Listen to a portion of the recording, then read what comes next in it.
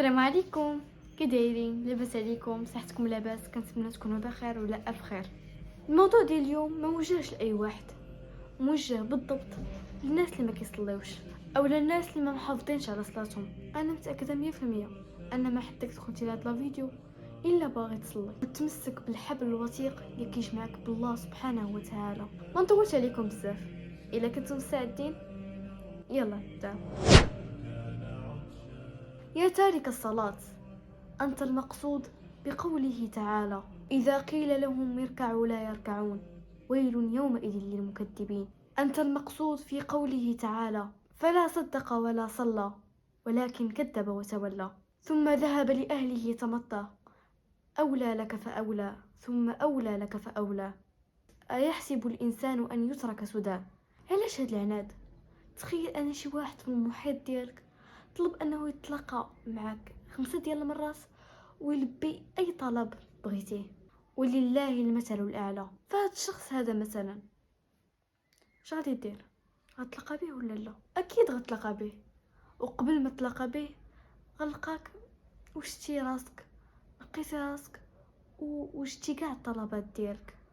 فما بالك بخالق هذا الكون، خالق 7 سماوات، خالق الحب والنوى، خالق النجوم، خالقك. والله سبحانه وتعالى غيتقبلك بجميع حالاتك وغيخصك برحمته وغيستجيب للدعوة ديالك. يا تارك الصلاة، غير قول لي شنو درتي في حياتك حتى غضب عليك الله هذا الغضب؟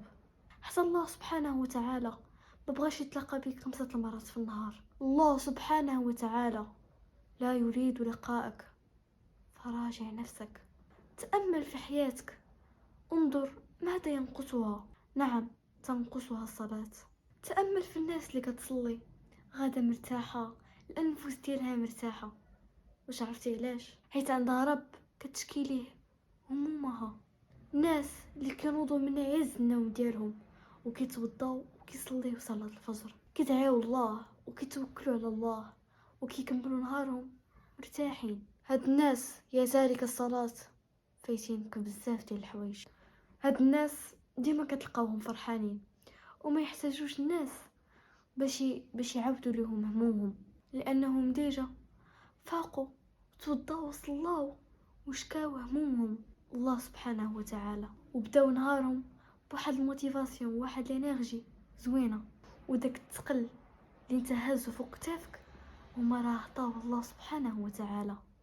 شوف، باقي ما مشى الحال، ما حدك دخلتي لهذا الفيديو ولا انك بغيتي تبدل حياتك.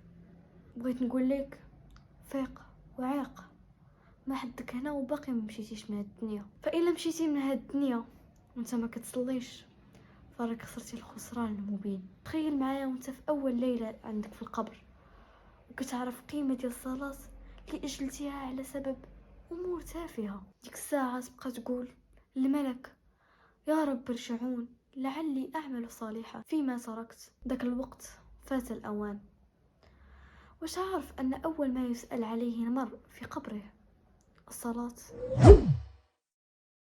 والصلاة في وقتها خير من الدنيا وما فيها. فتا حاجة متقدر تخليك تأجل الصلاة ديالك. فراه قلة الأدب مع الله هي أننا نأجلو صلاتنا منين كينادينا. فشوف، صلاتك ثم صلاتك. كنتمنى نكون فيقت فيك شي حاجة لداخل. يا ربي تهدي أي واحد ما كيصليش وتثبتنا على الصلاة ديالنا في وقت ديالها ورزقنا بحسن الخاتمة.